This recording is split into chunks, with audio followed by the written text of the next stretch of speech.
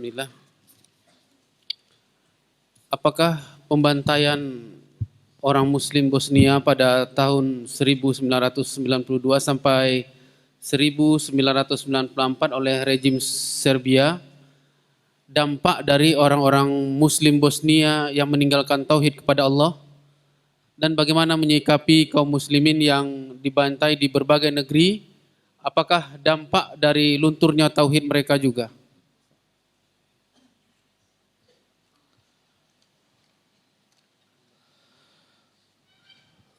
Sebagian dari saudara-saudara kita kaum muslimin dan muslimat dari zaman ke zaman telah dibantai, ditumpahkan darahnya oleh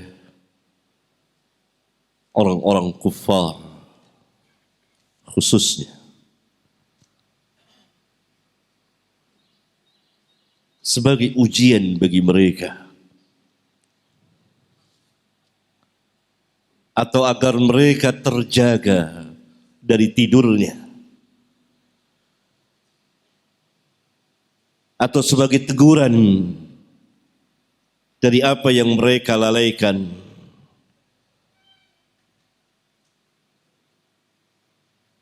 Dan semuanya terdapat hikmah yang dalam.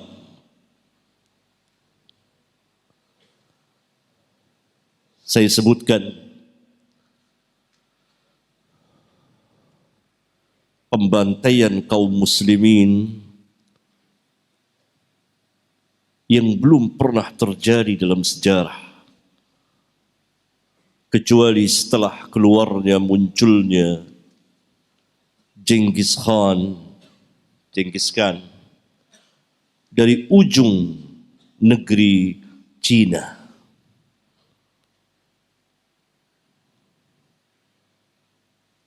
Hanya dalam waktu yang singkat setahun saja,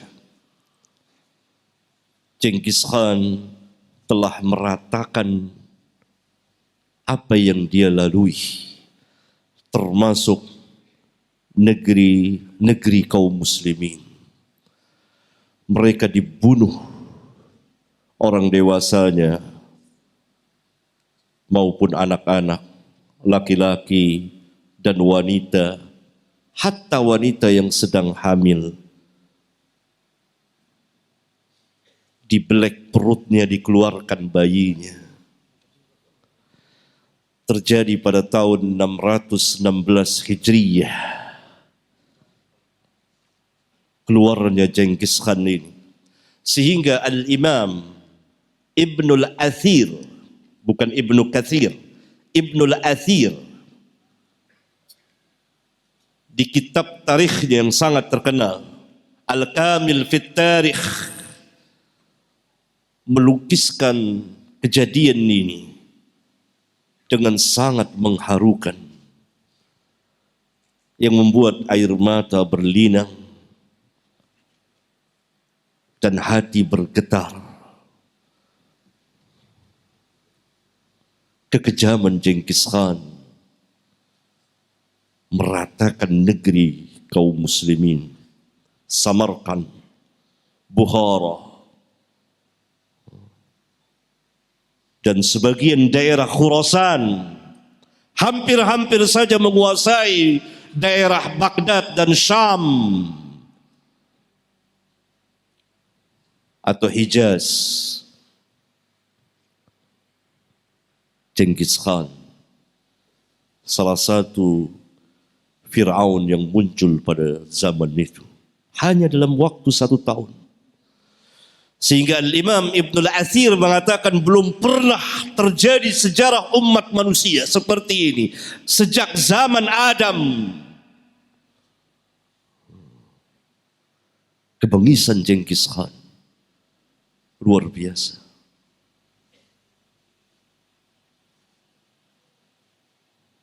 Tidak cukup sampai di situ,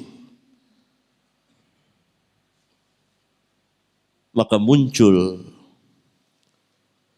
kekuasaan cucu beliau, cucu Genghis Khan, yaitu Hulagu Khan.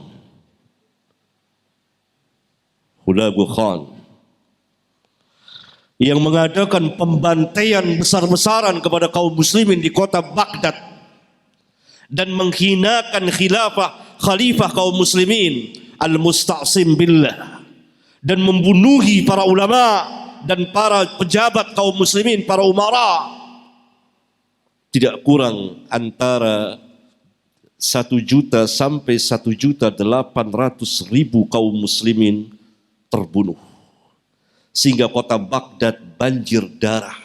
Kuda-kuda itu berjalan seolah-olah di air yang tergenang, yakni darah, genangan darah manusia. Sehingga bangkai manusia di mana-mana, 1 juta orang mati. Sehingga menimbulkan wabah penyakit sampai ke Syria, ke daerah Syam. Hasil dari pengkhianatan orang-orang Syiah.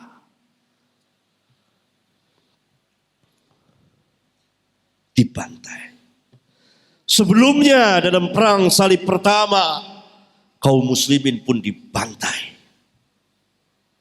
Pasukan salib menguasai Palestina, habis kaum muslimin. Dan begitulah. Sebelumnya lagi orang-orang zindiq, Qaramitah, kaum Qaramitah, atau yang kita kenal dengan nama Batiniyah, atau dengan nama Ismailiyah, atau dengan nama Nusairiyah, yang sekarang berkuasa di Syria. Bashar Asad ini dari kaum Qaramitah, dari kaum Batiniyah, dari kaum Ismailiyah atau Nusairiyah. Kafir, kaum zindiq. Kakeknya dahulu membantai kaum muslimin, mengambil Hajar Aswad dari kota Mekah, memindahkan ke negeri mereka sampai beberapa puluh tahun, sampai 20 tahun lebih, membunuhi kaum muslimin, mencegat jamaah haji, dilarang orang menunaikan ibadah haji, dibunuh. Ini kaum Qaramitah. Dan cucunya sekarang pada hari ini, detik ini melakukan perbuatan itu di Syria, membantai kaum muslimin. Ribuan, puluhan ribu kaum muslimin dibantai. Terus dari zaman ke zaman, sampai pada masa yang ditanyakan di Bosnia dan lain-lain tempat. Sebagai ujian bagi kaum muslimin. Dan Allah memberikan ganjaran besar kepada mereka, orang-orang yang terzalimi, mazlum. Dan semoga mereka mati syahid. Dan sebagai pelajaran yang berharga kepada kaum muslimin, agar mereka kembali kepada agama mereka. Barangkali itu sebagai ibrah. Fa'tabiru ya ulil absar. Ambillah pelajaran wahai orang-orang yang mempunyai pandangan.